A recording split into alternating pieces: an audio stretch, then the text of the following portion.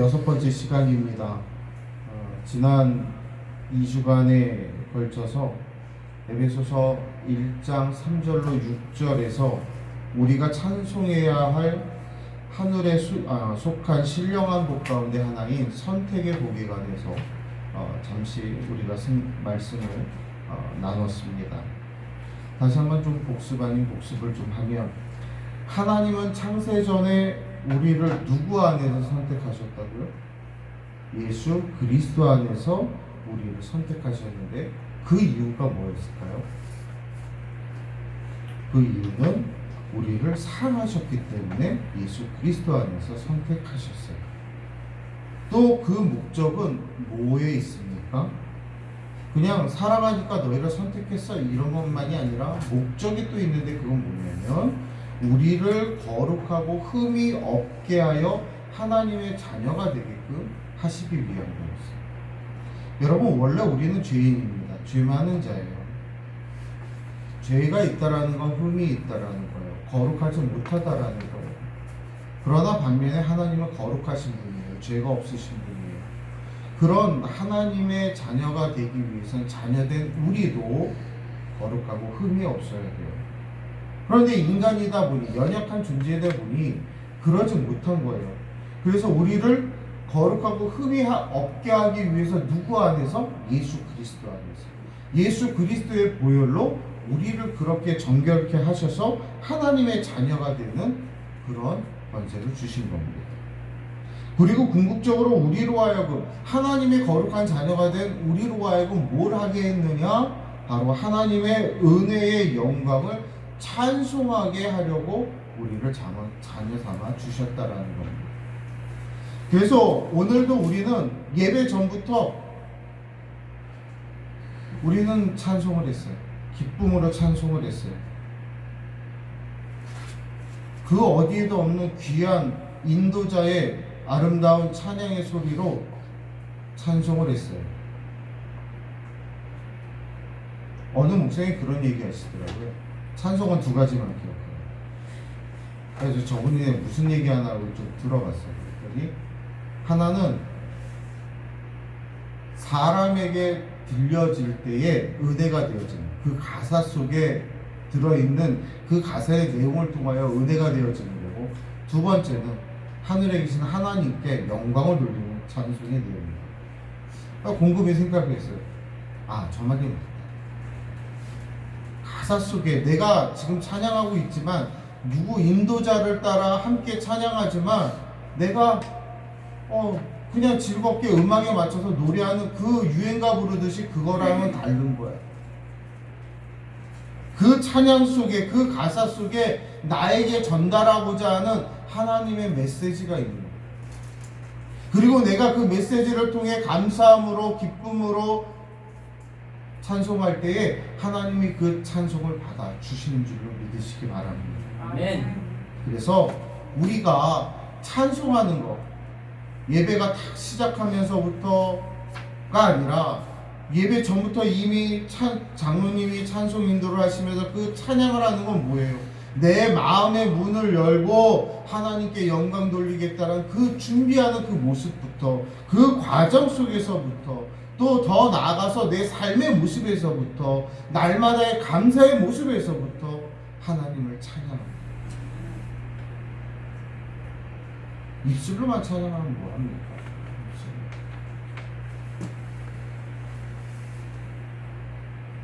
입술로. 저는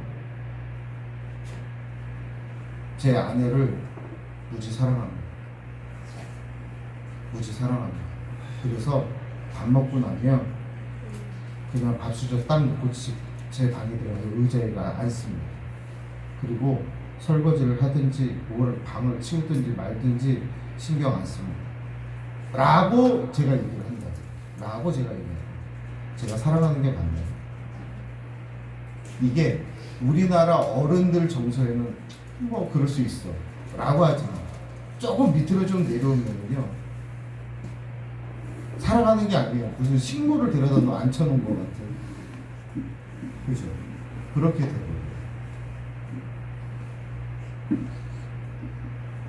그냥 내가 사랑하고 내가 위한다면 하다못해 내가 먹은 밥그릇 싱크대에 갖다가 넣을 수도 있고, 또 쌓여있으면 이렇게 눈치 봐서 좀 피곤해 보이면 내가 설거지할 수도 있는 거고. 제가 지난주에 이 이야기를 왜 하냐면, 지난주에 했던 얘기 때문에 그래요. 사랑한다면, 우리나라의 정서로는 내가 당신을 사랑해, 정말 사랑해, 얘기로만 해도 느낌이 오지만, 히브리에서의 사랑은 내가 사랑한다는 건 행함이 있어야 된다는 거예요. 근데 저는 이게 더 옳은 것 같아요. 말로만 사랑한다는 것이 아니라 내가 행할 수 있어야 되는 거예요. 사랑한다면 내가 행해야죠. 내가 사랑한다면 하다못해 안아주면서 등이라도 두들겨 줄 수 있어야죠.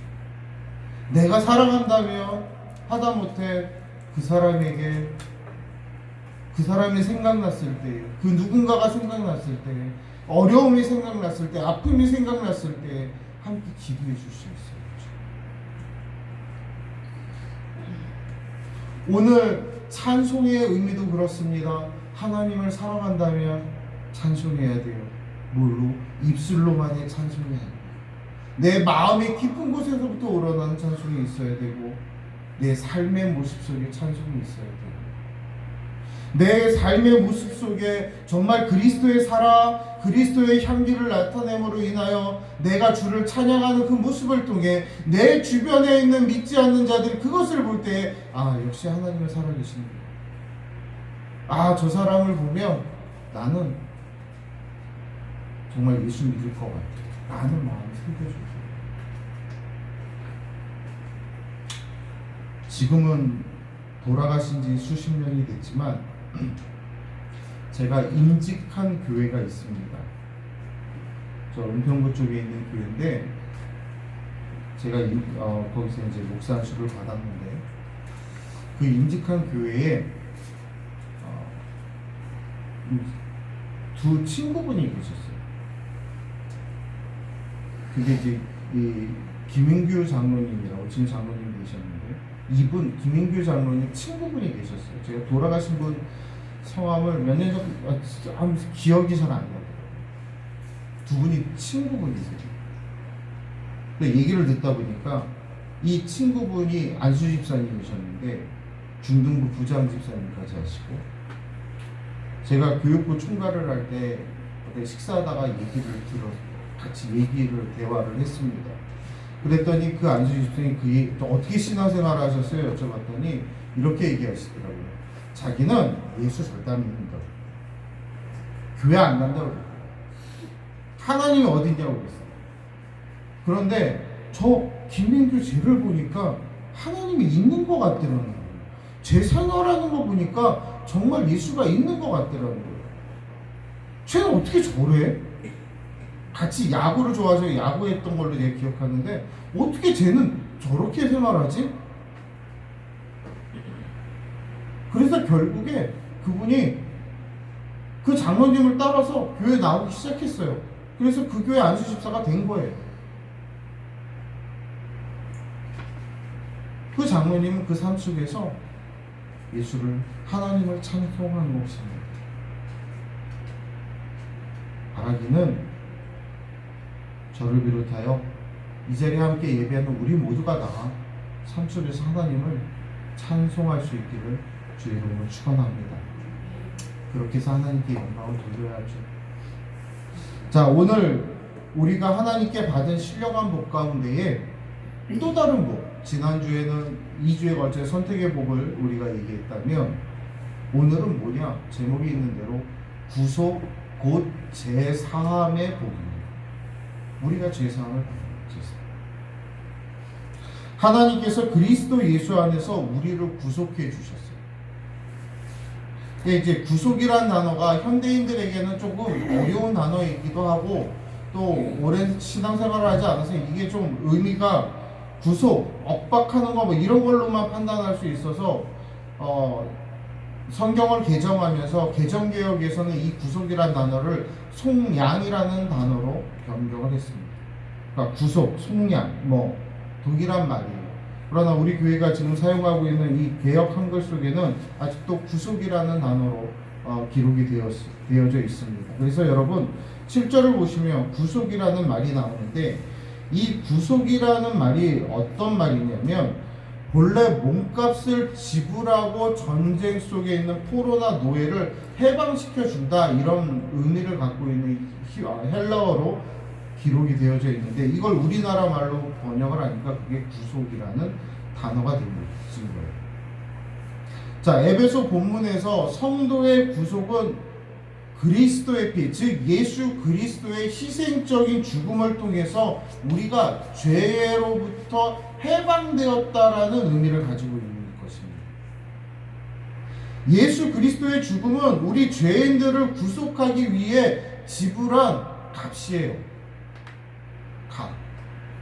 따라서 이 구속을 얻는 수단이 되기도 해요. 여러분, 누군가에게 누가 가지고 있는 이런 뚜껑 같은 걸 내가 필요해서 가져오려면, 야, 나 그거 가져갈게 하고 가져오면 돼요, 안 돼요? 뭐 이렇게 남아도는 거, 친구네 가서 남는 거 같으니까 하나 가져올 수는 있어요. 그런 게 아니라 정말 모르는 상대방에게 가서 그거 필요 없는 거 같으니 제가 가져갈게요, 안 되잖아요. 뭔가 값을 지불해야 돼요. 값을 지불해야 되죠. 죄로 인하여 우리가 영원히 죽을 수밖에 없고, 저 사단에게 잡혀있던 우리를 그 죄로부터 해방시키기 위해서 값을 치렀어야 됐어요. 값. 근데 그 값을 뭘로 치를 거냐면, 노예를 해방할 때 돈을 주듯이 죄인이었던 우리를 해방하기 위해서 하나님이 값을 치렀는데, 그게 어떤 값이에요? 피값이에요. 누구의 피값? 예수 그리스도의 피값. 여러분, 베드로전서 1장 18절로 19절 말씀 한번 찾아볼까요? 신약성경 베드로전서 1장 18절로 19절.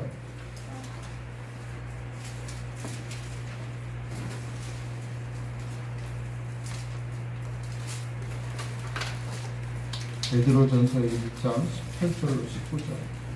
제가 가진 성경 378쪽에 있습니다.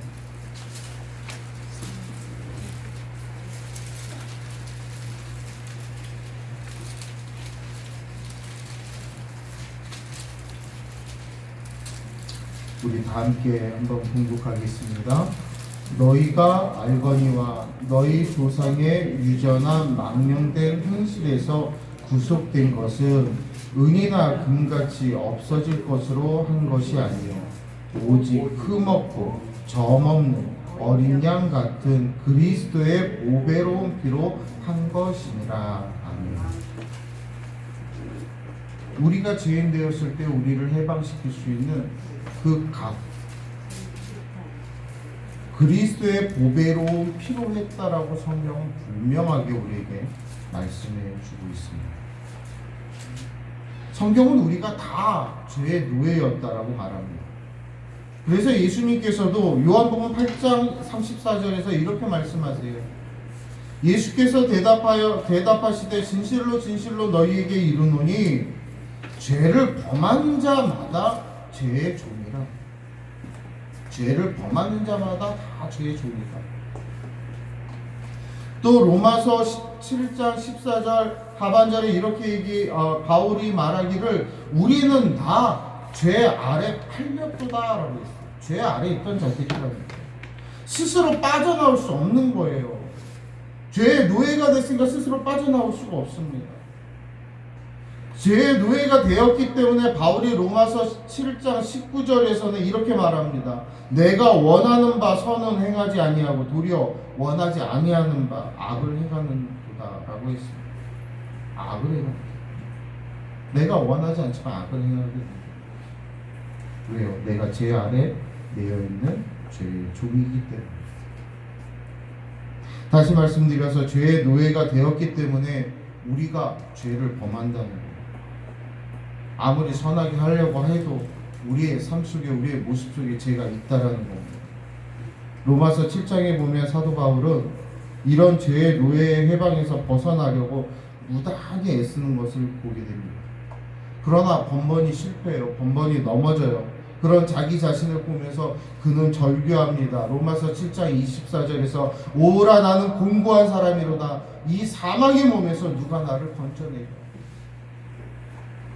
바울은 자신이 죄 가운데 살고 있고 죄의 얽매임 속에 벗어나지 못한 것을 안타깝게 여기면서 절망적이며 자신의 힘으로는 이 죄의 굴레에서 도저히 벗어날 수 없음을 솔직하게 고백하고 있는 솔직.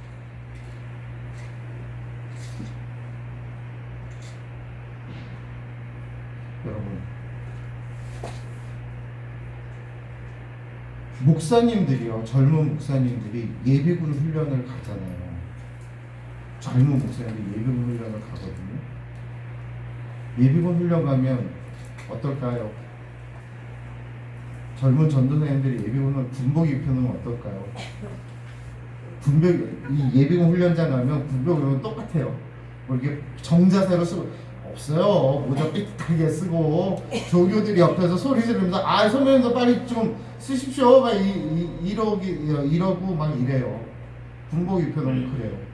이상하게 남자는 점잖하고 얌전해 보이는데 군복만 입혀놓으면 약간 어디가 모르게 딱하게 이렇게 서서 좀 이러지. 왜 그런지 모르겠어요. 우리가 아무리 선하게 살려고 애쓰고 노력한다 할지라도 우리가 죄에 억눌려 있고 죄에 잡혀 있다 보면 선하게 하는 것 같은데 아니라는 거예요. 그 안에 내 죄가 묻어나오기 시작한다는 거예요.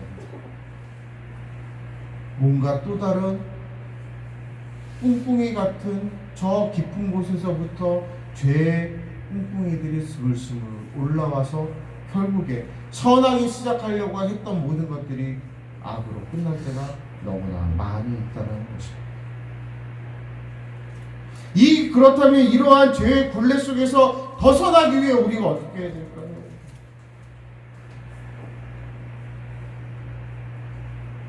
여러분, 우리는 이 세상에 태어나면서부터 죄의 종으로 태어났어요. 죄의 종.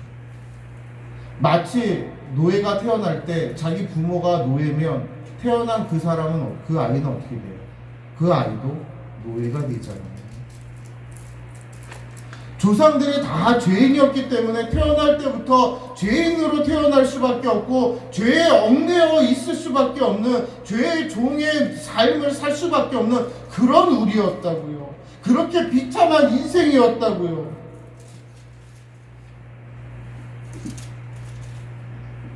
그런 우리 인생 속에 무슨 소망이 있었겠습니까? 그런 인생 속에 우리에게 뭐가 자유로웠겠습니까?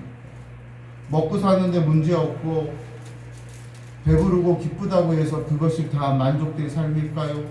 아닙니다. 먹고 살기 좋아도 기쁨이 있는 것 같아도 내 마음속 어딘가에 저 뒤편에는 어두운 마음들이 있다라는 것입니다.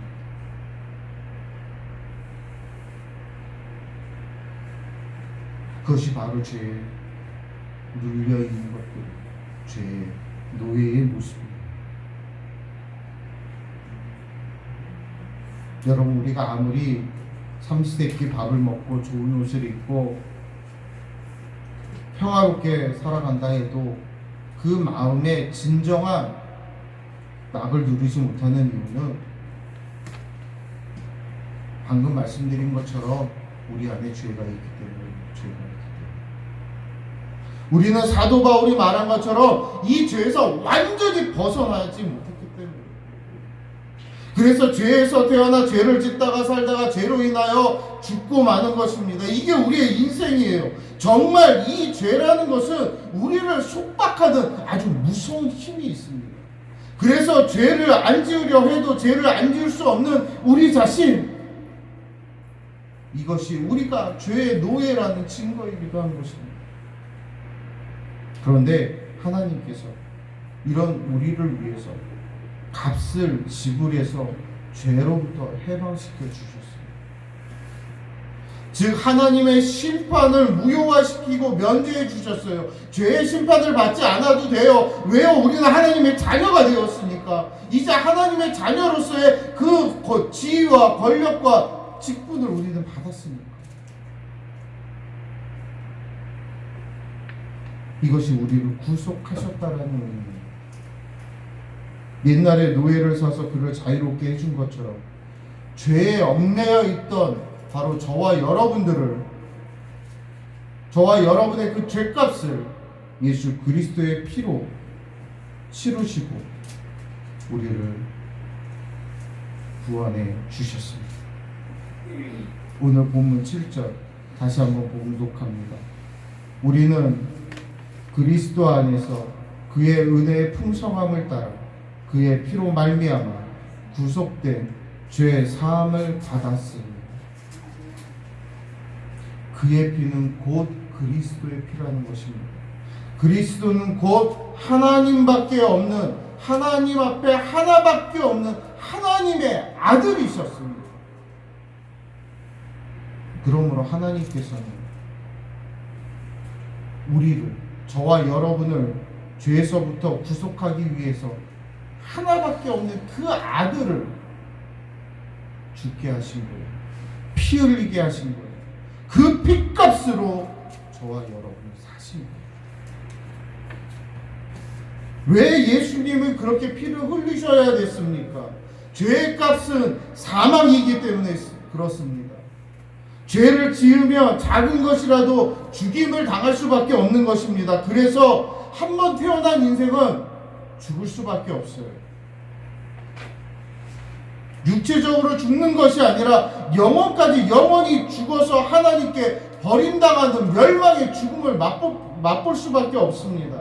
그러나 예수 그리스도의 피로 그 죄값을 지불함으로 말미암아 우리가 영원한 멸망, 영원한 죽음을 맛보는 것이 아니라 영원한 생명을 얻어 하나님의 자녀가 되었음을 우리는 믿고 기뻐하는 저와 여러분이 되기를 원합니다. 아멘. 그런데 여러분, 이렇게 값을 치러줬는데 우리 모두가 죄인이기 때문에 갚을 능력이 없어요. 우리가 다 같은 죄의 노예였습니다. 그래서 죄가 없는 분이 우리를 위해 생명을 바쳐서 그 죄값을 지불했는데 우리가 어떻게 그 예수님께 그 죄값을 어떻게 갚을까요?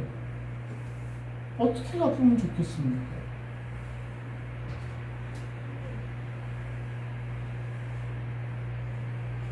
여러분 어떻게 갚으시렵니까?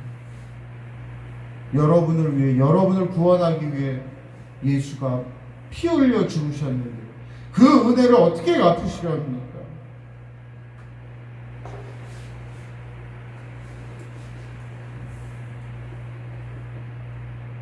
근데 하나님은요, 우리에게 그걸 요구하지 않아요. 갚으라고 요구하지 않습니다. 갚으라고 요구하지 않아요.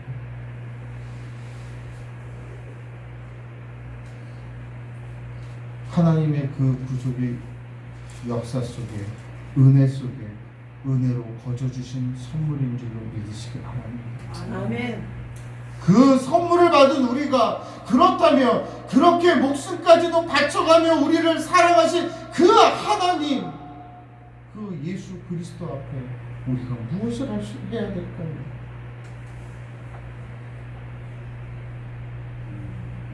우리는 그의 영광을 찬양할 수 있는 귀한 삶을 살기를 바랍니다. 아멘. 생명을 달라고 요구하시지 않죠. 내가 피값으로 너를 거룩하고 흠이 없게 샀으니 그 삶을 좀 살아달라고 부탁하는 거잖아요.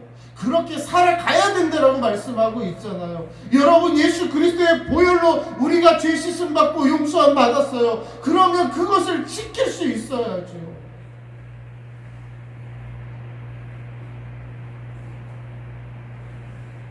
우리에게 하나님이 어떤 값을 요구하지 아니하십니다. 지켜주기를 원하십니다.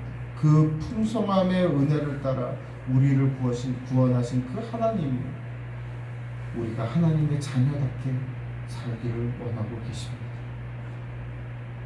사랑하는 성도 여러분, 저와 여러분의 이 새로운 정체성, 새로운 신분, 이제는 죄 아래 있는 자들이 아니라 하나님의 은혜 가운데, 하나님의 영광 가운데 거하는 복된 자임을 꼭 기억하시고 여러분의 삶 속에 여러분의 심령 속에 하나님을 향한 아름다운 찬송과 감사가 흘러 넘치기를 주의 이름으로 축원합니다.